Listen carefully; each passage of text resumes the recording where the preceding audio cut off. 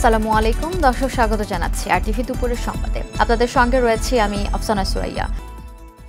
শুরুতেই আন্তর্জাতিক প্রসঙ্গ। ইসরায়েলি ভূখণ্ডে ইরানের ক্ষেপণাস্ত্র হামলায় তোলপাড় শুরু হয়েছে বিশ্বজুড়ে।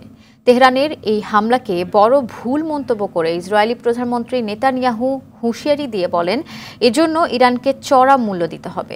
ইরানকে শায়েস্তা করতে ইসরায়েলের পাশে থাকার কথা জানিয়েছেন মার্কিন প্রেসিডেন্ট। এদিকে ইরানে পাল্টা হামলা হলে এর জবাব আরও ভয়াবহ হবে বলে সাফ জানিয়েছেন ইরানি প্রেসিডেন্ট। সার্বিক পরিস্থিতি আলোচনার জন্য জরুরি বৈঠক ডেকেছে জাতিসংঘ নিরাপত্তা পরিষদ। এ বিষয়ে আরও জানাচ্ছেন ফারুক হোসেন।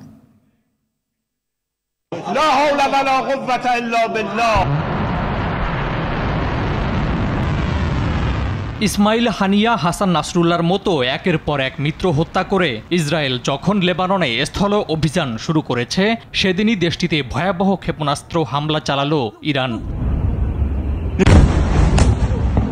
ইসরায়েলে ইরানের এই হামলায় ব্যাপক ক্ষয়ক্ষতির খবর পাওয়া গেছে। সকল ধরনের স্থাপনার সাথে বিধ্বস্ত হয়েছে বিমান ঘাঁটিও। দিনটি ইসরায়েলিদের কাছে দুঃস্বপ্নের মতো। আমরা আশ্রয়কেন্দ্র থেকে বাইরে এসে দেখি বাড়িঘর সহ সমস্ত স্থাপনা ধসে গেছে। এ ঘটনায় পাল্টা হামলা চালানোর হুঁশিয়ারি দিয়েছে ইসরায়েল। ইরানের আক্রমণ একটি গুরুতর এবং বিপজ্জনক উত্তেজনা বৃদ্ধি, এর পরিণতি ভোগ করতে হবে। ইরানকে উচিত জবাব দিতে ইসরায়েলের সঙ্গে থাকার কথা জানিয়েছে মার্কিন প্রশাসনও। ইরানকে এর পরিণতি ভোগ করতে হবে। হামলার প্রতিক্রিয়া ঠিক করতে আমরা ইসরায়েলের সাথে সমন্বয় করছি। হামলার পর ইসরায়েলকে ইরানের সাথে সংঘাতে না জড়ানোর হুঁশিয়ারি দিয়েছে দেশটির প্রেসিডেন্ট মাসুদ পেজেশকিয়ান। নেতানিয়াহুকে জানতে দিন যে ইরান যুদ্ধবাজ নয়, তবে যে কোনো হুমকির বিরুদ্ধে দৃঢ় অবস্থান রয়েছে। এ পরিস্থিতিতে নিরাপত্তা পরিষদে জরুরি বৈঠক ডেকেছে জাতিসংঘ মহাসচিব। স্থানীয় সময় আজ সকাল 10টায় বৈঠকটি বসার কথা রয়েছে। ফারুক হোসেন, আরটিভি। এদিকে ইসরায়েলে ইরানের ব্যালিস্টিক ক্ষেপণাস্ত্র হামলার পর বিশ্ববাজারে বেড়েছে তেলের দাম। মধ্যপ্রাচ্যে আরও বৃহৎ সংঘাত এবং তেল সরবরাহ ব্যাহত হওয়ার আশঙ্কা থেকেই এই দাম বৃদ্ধি। আন্তর্জাতিকভাবে তেলের দাম নির্ধারণের গুরুত্বপূর্ণ সূচক ব্রেন্ট ক্রুড 1% বৃদ্ধি পেয়েছে। বর্তমানে বিশ্ববাজারে ব্যারেল প্রতি তেল বিক্রি হচ্ছে 74.4 মার্কিন ডলারে। সবশেষ মঙ্গলবার লেনদেনের সময় যা 5% পর্যন্ত বেশি দামে বিক্রি হয়। ইরান বিশ্বের 7ম বৃহত্তম তেল উৎপাদনকারী দেশ। বিশ্লেষকদের মতে মধ্যপ্রাচ্যে সামরিক উত্তেজনা বাড়লে হরমুজ প্রণালীর শিপিং কার্যক্রমে প্রভাব পড়তে পারে। ওমান ও ইরানের মধ্যে অবস্থিত গুরুত্বপূর্ণ শিপিং রুট হরমুজ প্রণালী দিয়ে বিশ্বের 20% তেল সরবরাহ হয়।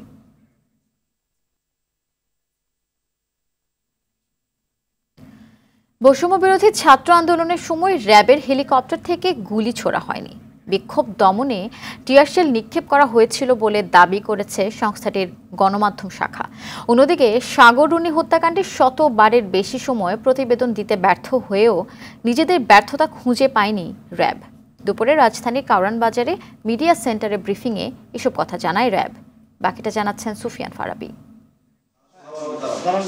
রাজধানীর গুলশানে গলা কেটে দুজনকে হত্যা করে রুমুন নামক এক সন্ত্রাসী। অভিযান চালিয়ে চট্টগ্রাম থেকে তাকে গ্রেফতার করে র্যাব। সংবাদ সম্মেলনে বিষয়টি তুলে ধরেন সংস্থাটির মিডিয়া শাখার পরিচালক লেফটেন্যান্ট কর্নেল মুনিম ফেরদৌস। অবৈধ অস্ত্র উদ্ধারে অভিযান পরিচালনা করছে। বৈষম্য বিরোধী ছাত্র আন্দোলন চলাকালে র্যাবের হেলিকপ্টার থেকে গুলি ছুড়ে আন্দোলন দমনের চেষ্টা করা হয় বলে অভিযোগ রয়েছে। সেটি অস্বীকার করে র্যাবের মুখপাত্র বলছেন, গুলি নয়, আন্দোলন দমনে হেলিকপ্টার থেকে ছোড়া হয়েছিল টিয়ার শেল। আমরা হেলিকপ্টার থেকে শুধুমাত্র টিয়ার শেল এবং সাউন্ড গ্রেনেড নিক্ষেপ করেছি এবং এই বিষয়টিকে পর্যালোচনা করার জন্য আমাদের র্যাব হেডকোয়ার্টার থেকেও বিভিন্ন ধরনের কার্যক্রম গ্রহণ করা হয়েছে।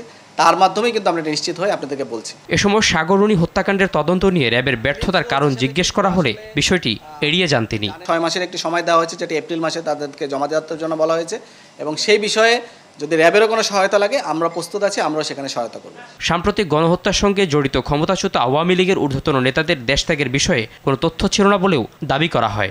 আমাদের যে সকল টিম আছে তারা অবশ্যই কাজ করছে এবং কাজ করে যাচ্ছে এবং আমরা আমাদের সামর্থ্যে সবটুকু দিয়ে আমরা কাজ করে যাব। সুফিয়ান ফারাবি, আরটিভি, ঢাকা।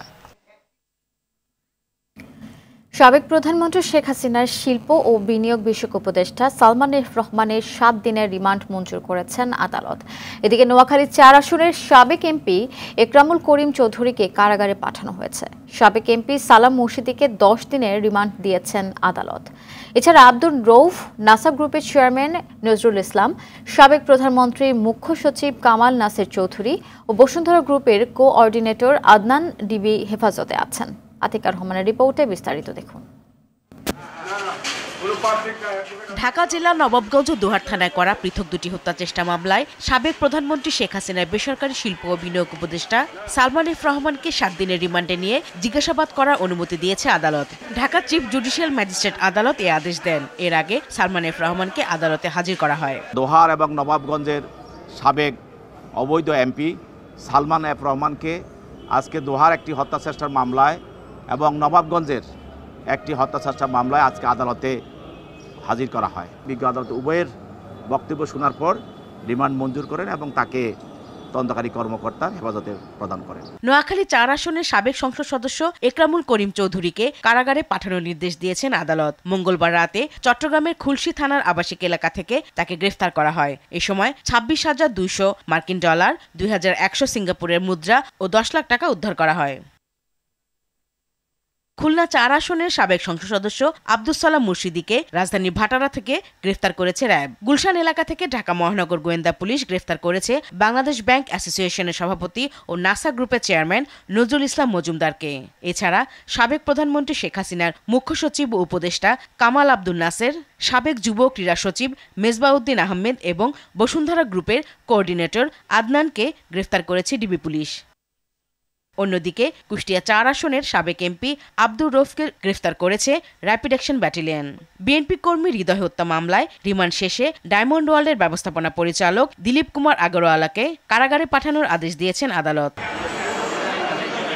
বৈষম্য বিরোধী আন্দোলনে হামলার ঘটনায় পল্লবী থানার মামলায় যুবলীগ নেতা আব্দুর রহমান, মোহাম্মদ শাহিন খান ও সোহেলকে গ্রেফতার করেছে পুলিশ। আতিকা রহমান, RTV, ঢাকা। কর ফাঁকিসহ আর্থিক অনিয়মের অভিযোগে বসুন্ধরা বেক্সিমকো সহ শেয়ার বাজারে তালিকাভুক্ত 7 কোম্পানির শেয়ার লেনদেন স্থগিতে জয়েন্ট স্টকে চিঠি দিয়েছে জাতীয় রাজস্ব বোর্ড NBR। জয়েন্ট স্টককে উদ্দেশ্য করে চিঠিতে জনস্বার্থে কোম্পানিগুলোর শেয়ার স্থানান্তর স্থগিত করার অনুরোধ করেছে NBR। চিঠিতে বলা হয়েছে, চলমান তদন্ত অনুযায়ী বসুন্ধরা, ওরিয়ন, সামিট, বেক্সিমকো, এসালম, নাসা গ্রুপের সব প্রতিষ্ঠান ও মোবাইল ব্যাংকিং প্রতিষ্ঠান নগদের কোম্পানিগুলোর বিরুদ্ধে কর ফাঁকির অভিযোগ সহ আর্থিক অনিয়মের বিষয়ে গুরুতর অভিযোগ রয়েছে। সরকারি চাকরিতে বয়সসীমা বাড়ানো যৌক্তিক বলে মনে করেন বয়সসীমা বাড়ানো কমিটির প্রধান ডক্টর আব্দুল মুইদ চৌধুরী। সকালে সচিবালয়ে আন্দোলনকারীদের সঙ্গে বৈঠক শেষে কমিটির প্রধান জানান, বিশ্ববিদ্যালয়ে সেশন জট ও কোভিডকালীন সময় বিবেচনা করে বয়স বাড়ানো উচিত। তবে বয়সসীমা কত হবে সেটি আরও পর্যালোচনা করে পরবর্তীতে জানানো হবে। আর আন্দোলনের সমন্বয়ক রাসেল আল মাহমুদ বলেন, 7 দিন পর জনপ্রশাসন মন্ত্রণালয়ের গঠিত কমিটি প্রতিবেদন জমা দিলে সেই সিদ্ধান্তের প্রেক্ষিতে তারা পরবর্তী সিদ্ধান্ত জানাবেন।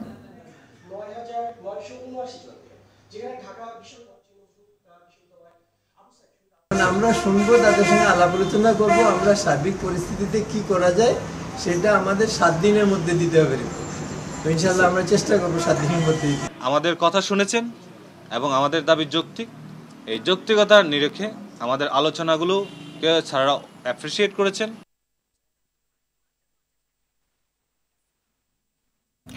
এডিস মশার লার্ভা নিয়ন্ত্রণে উদাসীন নগর কর্তৃপক্ষ। ভয়াবহ রূপ নিয়েছে ডেঙ্গু। প্রতিদিনই মৃত্যুর খবর দিচ্ছে স্বাস্থ্য অধিদপ্তর। সঙ্গে হাসপাতালে ভর্তি হচ্ছে হাজারের উপরে রোগী।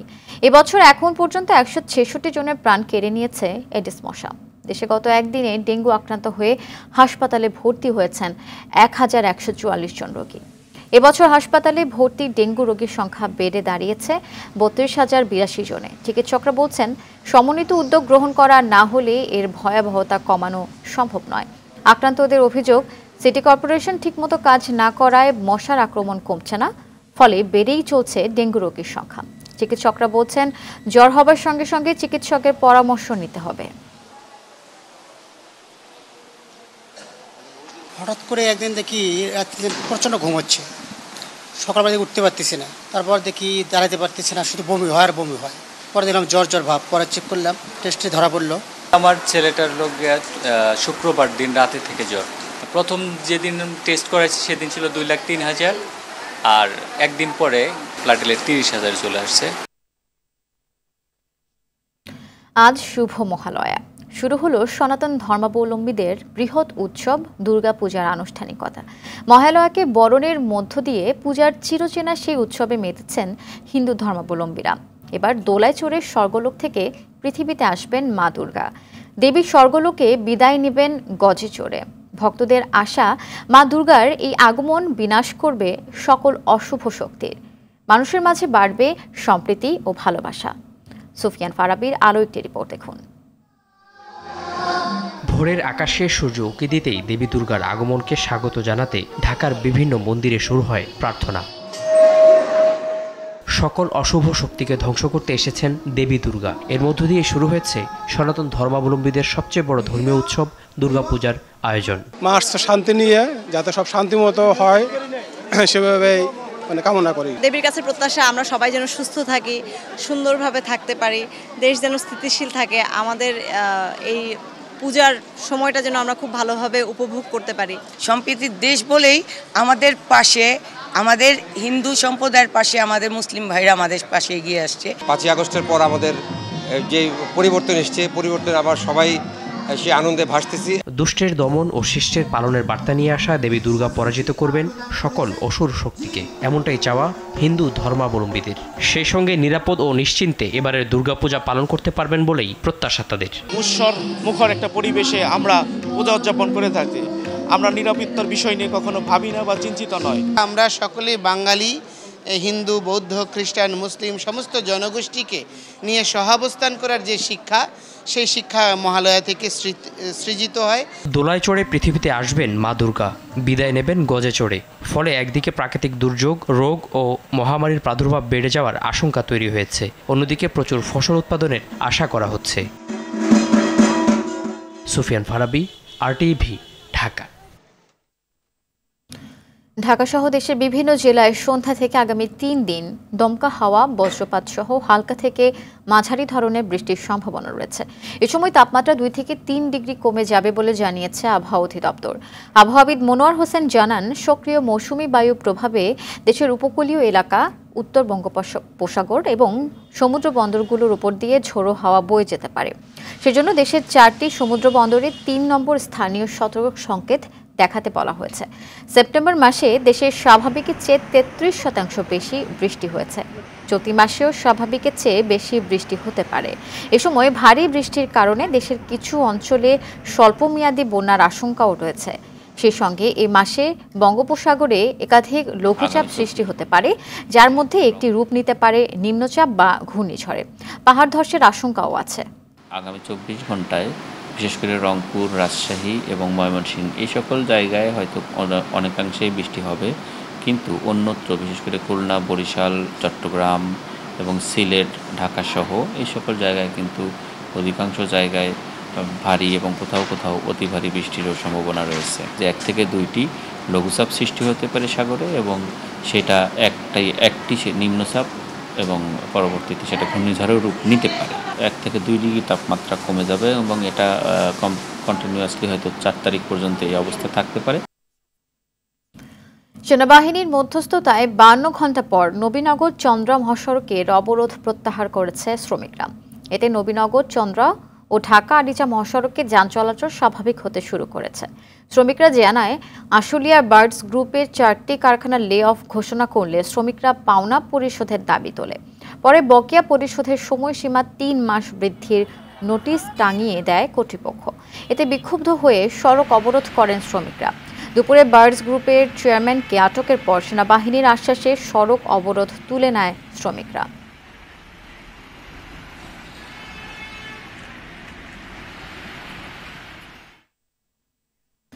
প্রভাব খাটিয়ে চট্টগ্রাম উন্নয়ন কর্তৃপক্ষ সিডিএ থেকে শতাধিক প্লট হাতিয়ে নেওয়ার অভিযোগ উঠেছে আওয়ামী লীগ নেতা ও সাবেক এমপি মন্ত্রীদের বিরুদ্ধে। আর এই কাজে জড়িত থাকার অভিযোগ খোদ সিডিএর সাবেক চেয়ারম্যান আব্দুস সালামের বিরুদ্ধে। চট্টগ্রাম থেকে সাইফুল মাহমুদের প্রতিবেদন, জানাচ্ছেন সৈয়দ মাহমুদ। 2004 সালে চট্টগ্রাম নগরীর কোয়াইশ ও চাঁদগাঁও মৌজায় প্রায় 170 একর জমিতে গড়ে তোলা হয় অনন্য আবাসিক এলাকা। 2008 সালের জুলাই মাসে 1733টি প্লট বরাদ্দ দেয়া হয় লটারির মাধ্যমে। তবে আওয়ামী লীগ ক্ষমতায় আসার পর 2012 সালে চট্টগ্রাম উন্নয়ন কর্তৃপক্ষের চেয়ারম্যান হন দলটির নগর শাখার কোষাধ্যক্ষ আব্দুস সালাম। এরপর তিনি রাজনৈতিক প্রভাব খাটিয়ে লটারির বাইরে গিয়ে অনেককেই প্লট বরাদ্দ দেন। অভিযোগ রয়েছে, সালাম চেয়ারম্যান হবার পর মূলত নকশা বদলে যায়, ভরাট করা হয় পুকুর, খেলার মাঠের জায়গায় হয় ভবন, এমনকি ওয়ার নিজাম রোডের আবাসিক এলাকায় সালাম নিজেই করেন বাণিজ্যিক ভবন। যারা দায়িত্বশীল ডেভেলপার ছাড়া 90% মানুষই বা ভবনেই কিন্তু অনুমোদিত নকশার ব্যত্যয় ঘটিয়েই কিন্তু এটা নির্মিত হচ্ছে। যেখানে পার্কিং রাখার কথা সেখানে পার্কিং নেই, কোনো ভবনে অগ্নি নিরাপত্তার ব্যবস্থা রাখার নেই, এবং যে সমস্ত বিল্ডিং কোড মেনে বিল্ডিংগুলো তৈরি করা দরকার সেগুলো মানা হচ্ছে না। এক কথায় সিডিএকে কেউ তোয়াক্কাই করছে না। আওয়ামী লীগ সরকারের সাবেক মন্ত্রী হাসান মাহমুদ, ইঞ্জিনিয়ার মোশাররফ হোসেন, দিলীপ বড়ুয়া, ডাক্তার আফসারুল আমিন, আনিসুল ইসলাম মাহমুদ, দীপঙ্কর তালুকদার, নুরুল ইসলাম বিএসসি, সাইফুজ্জামান চৌধুরী জাভেদ, বীর বাহাদুর উষয় সিং, সাবেক হুইপ শামসুল হক চৌধুরী, সাবেক MP Fazle Karim Chowdhury, ABM Abul Kashem, M A. Latif, Mainuddin খান বাদল, চেমনারা বেগম, ঢাকা বিশ্ববিদ্যালয়ের সাবেক ভিসি এ.কে. আজাদ চৌধুরী, আওয়ামী লীগ নেতা মাহাতাবউদ্দিন চৌধুরী ও মুসলিম উদ্দিন আহমেদ সহ অনেকেই প্লট পেয়েছেন। নিয়মটা হচ্ছে যে প্ল্যানিং ডিপার্টমেন্ট মানে লেআউটটা সাজায়, লেআউটটা সাজানোর পরে ইঞ্জিনিয়ারিং ডিপার্টমেন্ট ওইটা চেয়ারম্যান অনুমোদন নিয়ে, বোর্ডের অনুমোদন নিয়ে ইঞ্জিনিয়ারিং ডিপার্টমেন্ট এটা কনস্ট্রাক্ট করে, মানে বিল্ড আপ করে। এখানে কিন্তু লেআউট করছে ইঞ্জিনিয়ারিং ডিপার্টমেন্ট, সে লেআউট করছে এবং সেও কিন্তু ওটা ইমপ্লিমেন্ট করছে, যার ফলে যা হওয়া তা হয়েছে। এখানে প্লট বরাদ্দে অনিয়মের সঙ্গে জড়িতদের বিরুদ্ধে আইনি ব্যবস্থা নেবার দাবি সচেতন মহলের। সৈয়দ মাহমুদ, RTV। কৃষিকাজের জন্য সারসহ কীটনাশকের কোনো সমস্যা হবে না, সচিবালয়ে সরকারি ক্রয় সংক্রান্ত উপদেষ্টা পরিষদ কমিটির সভা শেষে একথা জানান অর্থ ও বাণিজ্য উপদেষ্টা ডক্টর সালেউদ্দিন আহমেদ। কৃষির জন্য কোনো সারের অভাব হবে না, এটা কন্টিনিউয়াস ডিমান্ড এবং স্টকটা বিল্ড আপ করার জন্য সার, কীটনাশক আর জ্বালানির জন্য যেটা আমার ব্যবসা বাণিজ্য দরকার হয় সেটা ইনশিওর করা। জ্বালানি যে সংকটটা আছে সংকটটাকে আমরা মিটিগেট করছি, সংকটটাকে মিনিমাইজ করে যেটা ইনশিওর করা যায় ব্যবসা বাণিজ্য বিশেষ করে এবং অন্যান্য ইসেটাই বাণিজ্যের যে কোনো অভাব থাকবে না। না জ্বালানি আবার ইসের জন্য আমাদের তিতাস গ্যাস কিছু ডোমেস্টিক ইউজও আছে, সেইগুলো নিশ্চিত করা। সুপার শপে পলিথিন শপিং ব্যাগ বন্ধের মধ্য দিয়ে চলছে বিদ্যমান নিষেধাজ্ঞার বাস্তব প্রয়োগ। পরিবেশ দূষণকারী পলিথিনের ব্যবহার বন্ধের প্রথম পদক্ষেপ হিসেবে এই কার্যক্রম চললেও আগামী 1 নভেম্বর থেকে বাজার ও দোকানপাটে পলিথিন ব্যাগ নিষিদ্ধ হবে। সুপার শপগুলোতে সরকারের এই নির্দেশনা মানতে নেওয়া হয়েছে নানা পদক্ষেপ। 2002 সালে পলিথিন নিষিদ্ধ করা হলেও এতদিন তা বাস্তবায়ন না হওয়ায় এমন পদক্ষেপ নিয়েছে অন্তর্বর্তী সরকার।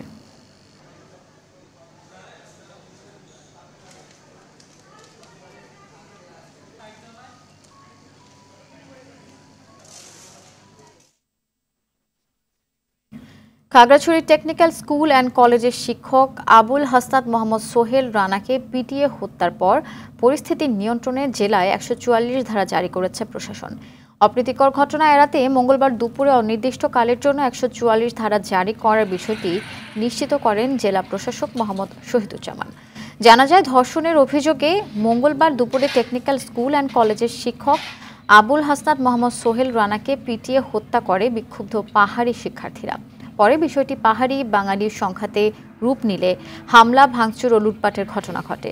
এ সময় শহরের পানখাইয়াপাড়া ও মহাজনপাড়ার অন্তত 40টি প্রতিষ্ঠান ভাঙচুর ও লুটপাট হয়। একটি প্রাইভেট হাসপাতালেও ভাঙচুর করা হয়। এদিকে জেলার সড়কে নিরাপত্তার জোরদারে সেনাবাহিনীর পাশাপাশি অতিরিক্ত পুলিশ মোতায়েন করা হয়েছে।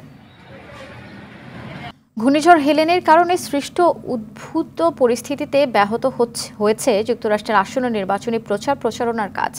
ঘূর্ণিঝড়ের কারণে নির্বাচনী সফর সংক্ষিপ্ত করে গেল রোববার ওয়াশিংটন ফিরে গেছেন ভাইস প্রেসিডেন্ট কামালা হ্যারিস। সোমবার ট্রাম্পও কোনো নির্বাচনী প্রচারে অংশ দেননি। এদিন ট্রাম্প শুধু জর্জিয়া অঙ্গরাজ্যের ঘূর্ণিঝড় কবলিত একটি শহর পরিদর্শন করেন।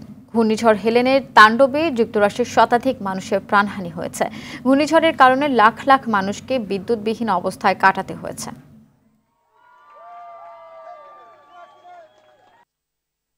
কাল পর্দা উঠছে নারী টি-20 বিশ্বকাপের নবম আসরের। আমিরাতে উদ্বোধনী ম্যাচে মুখোমুখি হবে বাংলাদেশ ও স্কটল্যান্ড। শারজাহ ক্রিকেট স্টেডিয়ামে বাংলাদেশ সময় বিকেল 4টায় শুরু হবে ম্যাচটি। জয় নিয়ে বিশ্বকাপ মিশন শুরু করতে চায় নিগার সুলতানার বাহিনী। দেখুন নাজমুস সাকিবের রিপোর্ট।